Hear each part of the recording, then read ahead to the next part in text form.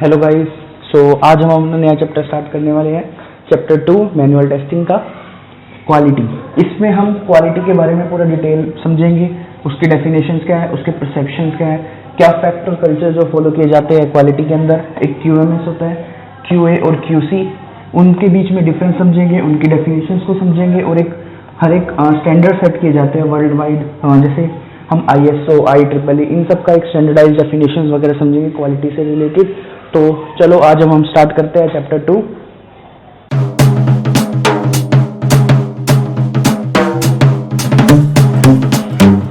तो आज हमारा पहला टॉपिक है इसका क्वालिटी का definitions.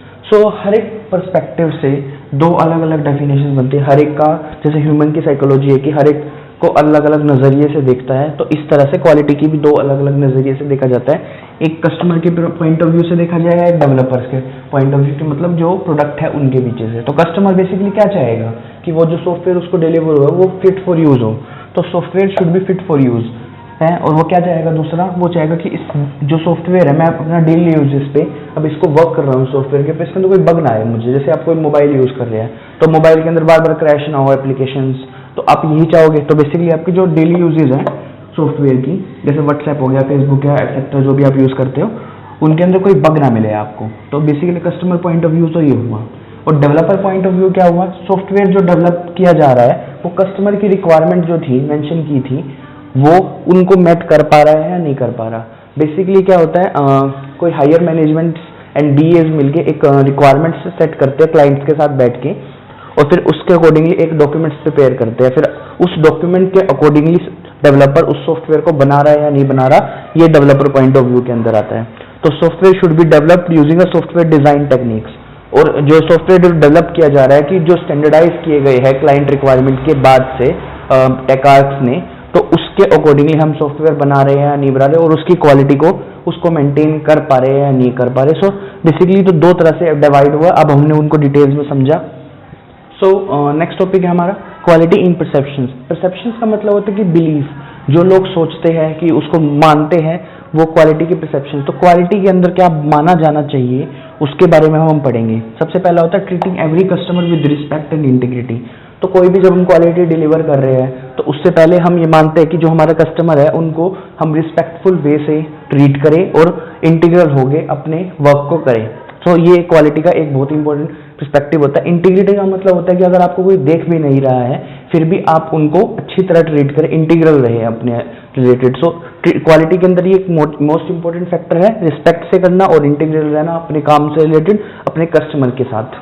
Second, meeting the customer requirement. तो कस्टमर ने जब हमको प्रोडक्ट बनाने के लिए बोला होगा तो उसने कुछ हमको रिक्वायरमेंट दी होगी, और वो रिक्वायरमेंट कैसे गैदर की जाती है, by BAs and by higher management, या कस्टमर के साथ बैठते हैं और एक डॉक्यूमेंट्स प्रिपेयर करते हैं जो प्रोवाइड किया जाता है टेकआर्क्स वगैरह को, ताकि आगे बिल्डिंग फेज में उसको मूव किया जा सके। अगला है satisfy the customer needs. Customer की जो नीड्स होती है उसको हम सेटिस्फाई करें।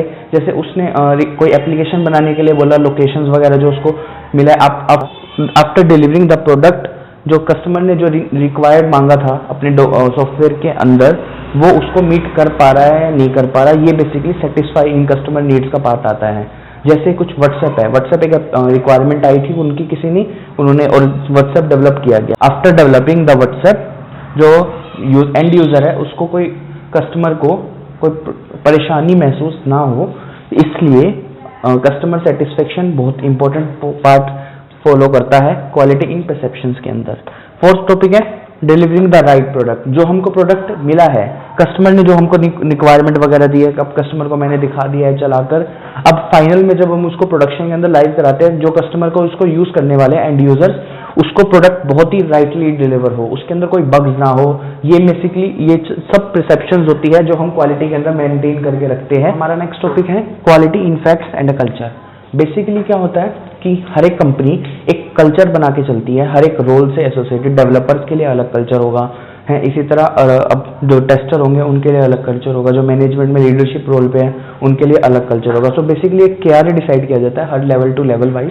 जैसे आप इंटर्न जाते हो तो आपका एक अलग KRA होगा, अगर आप थोड़ा और इंटर्न से ऊपर प्रमोट होते हो, जैसे आप क्वालिटी एनालिस्ट लेवल 1 बनते हो तो आपके लिए कुछ अलग KRA सेट किए जाएंगे। अगर आप उससे और ज़्यादा प्रमोशन होते हैं, लेवल 2 पे जाते हो तो कुछ और, अगर आप सीनियर की हो जाते हो तो कुछ और। तो इस तरह से हर एक कंपनी एक कल्चर फॉलो करती है। तो इसी तरह एक क्वालिटी एक कल्चर फॉलो करती है जो उनको मेजर करने के लिए यूज़ करते हैं। जैसे टेस्टर्स के लिए एक क्वालिटी सेट की जाती है हर एक कंपनी के द्वारा, जिसको हम क्वालिटी इनफैक्ट्स एंड कल्चर सेट बोलते हैं। सो बेसिकली कोई भी जो टेस्टर्स होता है वो इन सब को फॉलो करता है, और जो उनके KRA में भी आप देखोगे कि ये सब आपको मिलेगा कहीं ना कहीं। सो पहला होता है डूइंग द राइट थिंग्स, जो आपको डेवलप किया गया है आफ्टर सॉफ्टवेयर उसको बिल्कुल करेक्टली करना। कोई भी जो आपको काम दिया गया है उसको राइटली करना, बिल्कुल करेक्ट वे में। सो वो एक क्वालिटी का एक मेजर पॉइंट रखा जाता है। सेकेंड है quality doing it the right way.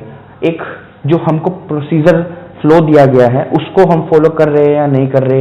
कोई भी हम एक्सेल शीट जैसे हम डेवलप कर रहे हैं उसके अकॉर्डिंगली जो हमको लीड ने हमको गाइड किया है उसके अकॉर्डिंगली हम बना रहे हैं या नहीं बना रहे।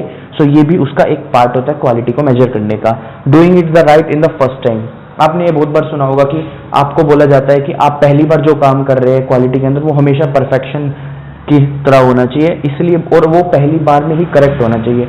आपको 12 KRA में भी आपको मेंशन किया हुआ मिलेगा। So doing it the right in the first time. So fourth point है doing it on a time और अ डेडलाइन। सो बेसिकली क्या होता है कि जो हमको डेडलाइन प्रोवाइड की जाती है कोई भी सॉफ्टवेयर की, जैसे आप हम आगे डिटेल में पढ़ेंगे, अलग अलग मॉडल्स होते हैं। मॉडल्स के अंदर क्या होता है, एक डेडलाइन सेट की जाती है कि इस टाइम तक हमको ये प्रोडक्ट डिलीवर करना है और इस तारीख तक हमारा टेस्टिंग कंप्लीट हो जानी चाहिए इतने बजे तक। सो बेसिकली तो एक टाइम या डेडलाइन से पहले हमें काम कंप्लीट करना होता है अपने क्वालिटी को इम्प्रूव करके। और आप अब फिफ्थ पॉइंट है taking ownership at a all level. जैसे मैंने आपको बताया कि हर एक कंपनी के अंदर अब क्वालिटी आप रोल के ऊपर एक क्वालिटी के अंदर एक पोजीशन नहीं होती है। आप इंटर्न होते हो, फिर आप अलग एनालिस्ट बनते हो लेवल 1, फिर एनालिस्ट लेवल 2, तो इस तरह से सीनियर बनते हो, सीनियर लेवल 2 फिर टेक बनते हो। तो इस तरह से आप ओनर हर एक लेवल के लिए एक ओनरशिप सेट की जाती है। जो आपने काम किया है, जो भी आपने वर्क किया है, आपने वर्क किया है, उसको जो पहली बार में किया है वो करेक्ट होना चाहिए और आप अपने जो आपने वर्क किया है उसको ओनरशिप भी ले। आपने कुछ गलतियां की तो गलतियां को भी माने, अगर आपने कुछ सही किया तो आपको अप्रिशिएट भी किया जाएगा। हमारा demonstrating product to the leadership with the commitment. इसके अंदर बेसिकली क्या है, हमारे जो लीडरशिप लेवल होते हैं जैसे मैनेजमेंट्स के, जैसे BAs हो गए, इनके अंदर हम डेमोन्स्ट्रेट करते हैं अपने जो आपने प्रोडक्ट टेस्ट किया है इन सबको फॉलो को करके कि आपने पहली बार में सही तरह काम किया है, आपने डेडलाइंस को मीट की है यानी आपने जो फ्लो है आपका उसको राइटली अप्रोच किया है या नहीं किया। ये सब आपको यूज करके आपको डेमोन्स्ट्रेट करना होता है। आपको प्रोडक्ट अपने लीडरशिप्स को और अपनी जो कमिटमेंट है, आपने जो ओनरशिप ली है उसको दिखाना पड़ता है। So these are the fact and of culture which are maintained in all the organizations throughout with the different levels, और हर एक लेवल का अलग अलग हो सकता है। Thank you.